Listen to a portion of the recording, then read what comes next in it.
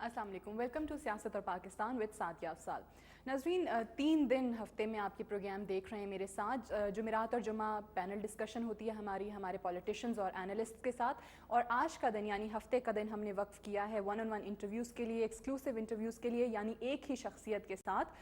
پاکستان کی سیاست پر اور ملکی حالات پر ڈیٹیلڈ ڈسکشن آپ لوگوں کے لیے رکھی ہے۔ اس سے پہلے کہ آج کی شخصیت کا میں آپ سے تعارف کرواؤں، آج ایک شام کو بڑی ہی انٹرسٹنگ خبر میری نظر سے گزری جو کہ میں نے چاہا کہ آپ کے ساتھ بھی شیئر کروں کہ اگلے ہفتے ہماری وفاقی کابینہ کا اجلاس گوادر کے ساحل پر بحری جہاز میں ہوگا۔ ساؤنڈز انٹرسٹنگ نا؟ تو اس میں یہی ہے کہ شاید ہمارے حکمرانوں کو، ہمارے وزراء کو بحری جہاز میں بیٹھ کے عوام کے دکھ کا اندازہ ہو جائے اور مضطرب عوام کچھ سکون میں نظر آئیں اور ان کے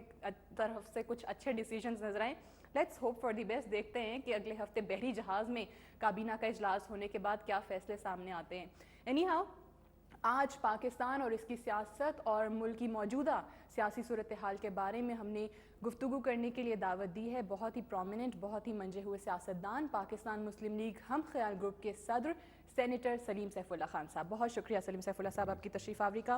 آج ڈسکشن میں چاہوں گی کہ سٹیپ بائی سٹیپ چلیں اور پاکستان مسلم لیگ قائد اعظم جو کہ آپ کی جماعت تھی اس کی تشکیل سے لے کر آج تک کے ملکی حالات پر بحث کریں۔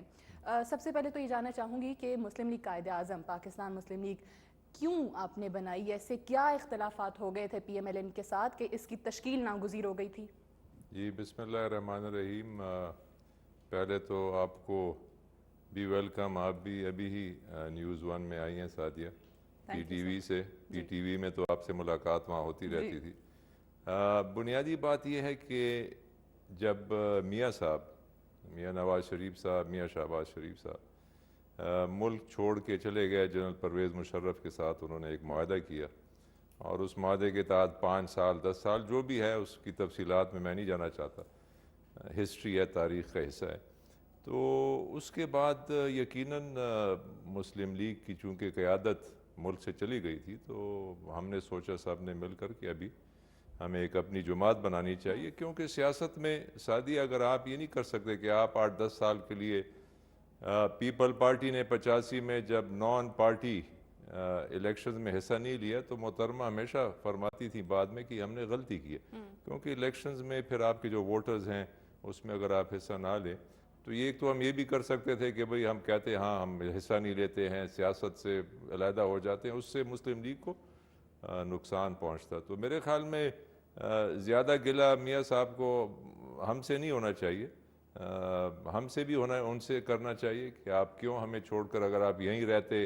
اور پارٹی کی قیادت کرتے اور مقابلہ کرتے جو آپ کے خلاف۔ دیکھیں نا بہت سے بے شمار لوگ، میرا بھائی انور سیف اللہ خان 1.5 سال جیل میں رہے، احمد مختار رہے، مخدوم فیصل صالح حیات رہے، پیپل پارٹی، مسلم لیگ، ہر جماعت کے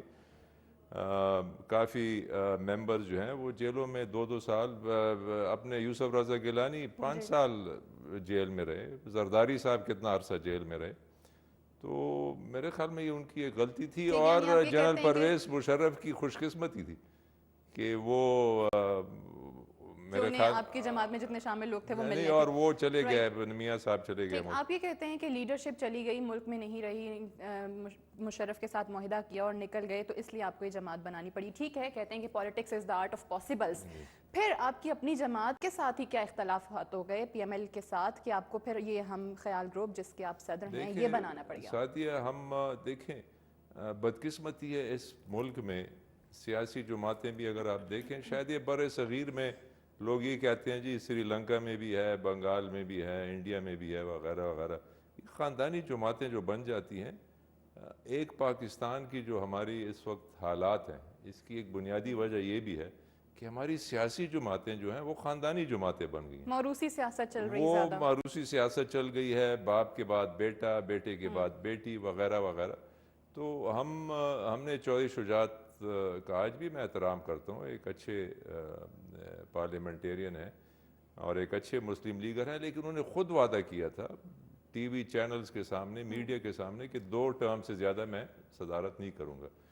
تو جب ان کی 2 ٹرم، سیکنڈ ٹرم ختم ہو رہی تھی، ہم نے ان سے رابطہ کیا کہ چوہدری صاحب آپ کا ٹرم ختم ہو رہا ہے، بیٹھ کے ہم کوئی نئی قیادت کو سامنے لائیں۔ تو اس وقت انہیں ہم سے وعدہ تو کیا کہ آؤ بیٹھتے ہیں, کمیٹی بھی بنائی, آپس میں مشورہ کرتے ہیں, لیکن اچانک اعلان کر دیا کہ نہیں میں امیدوار ہوں اور چند دنوں بعد الیکشنز ہو رہے ہیں. تو پھر ہم نے ان کا یہ قدم تسلیم نہیں کیا. اور ہم نے ایک اصول, یہ نہیں ہے کہ کچھ مجھے صدارت کا, میں نے تو اس دن جب ہمارا کنونشن تھا میں نے کہا تھا چوہے صاحب آپ بھی چھوڑ دیں میں بھی چھوڑ دیتا ہوں, آئیں مل جاتے ہیں پھر اکٹھے ہو جاتے ہیں. آج پھر آپ کے چینل پہ کہتا ہوں کہ ہم تو نہیں چاہتے ہیں تقسیم تر تقسیم, ہم تو یعنی آپ چاہتے ہیں ابھی بھی کہ یہ کہتے ہیں کہ اگر چودھری شجاعت جو ہیں یہ وہ عہدہ اپنا چھوڑ دیں, صدارت چھوڑ دیں اور نئی لیڈرشپ آ جائے تو پھر آپ ان کے ساتھ دوبارہ بالکل اکٹھے ہو بالکل سکتے ہیں. بالکل دیکھیں نا ایک اصول ہے ہمارا, یہ نہیں کہ چودھری شجاعت کے خلاف ہمارا ہوا ہے, ایک اصول پہ ہم کہہ رہے ہیں. کیا ہم نے دیکھیں نا عوام کا آج کیوں اعتماد نہیں ہے سیاسی قوتوں پہ یا سیاسی لیڈرشپ پہ یا اس وقت جو حکومتی لیڈرشپ ہے؟ بنیادی وجہ یہ ہے کہ وعدے ایک کرتے ہیں اور کرتے کچھ اور ہیں,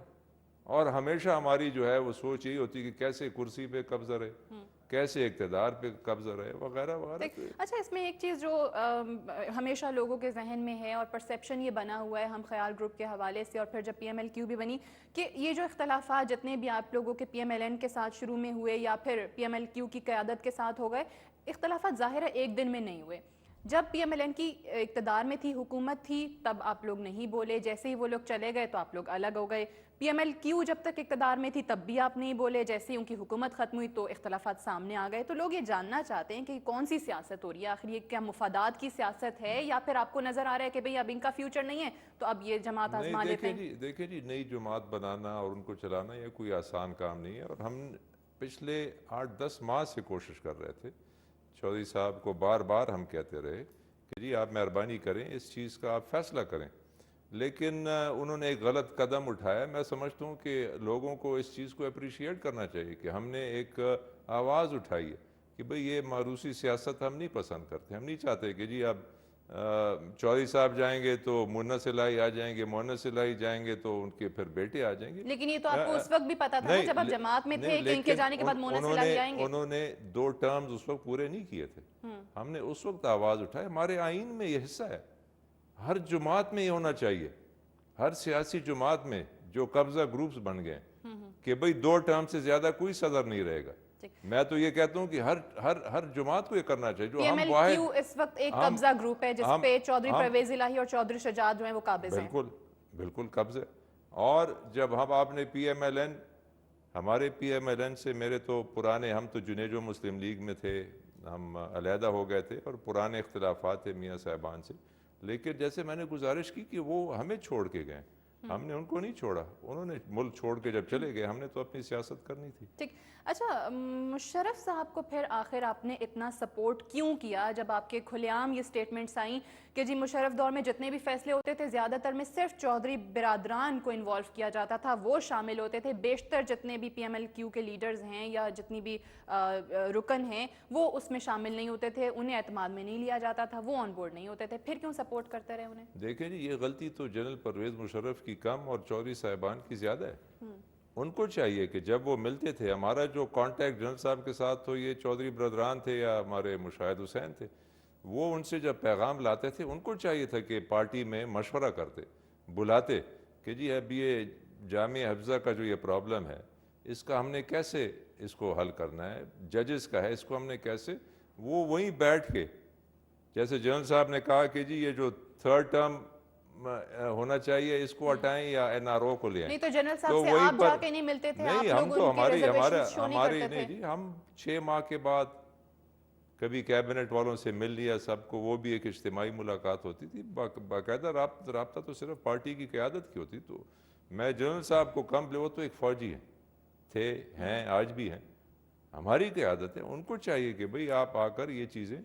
پارٹی میں مشورہ کریں. اور آج شاید ہم یہ صورتحال جماعت کی نہ ہوتی اگر ہم یہ مشورہ کرتے اور اس وقت صحیح فیصلے کرتے. ٹھیک.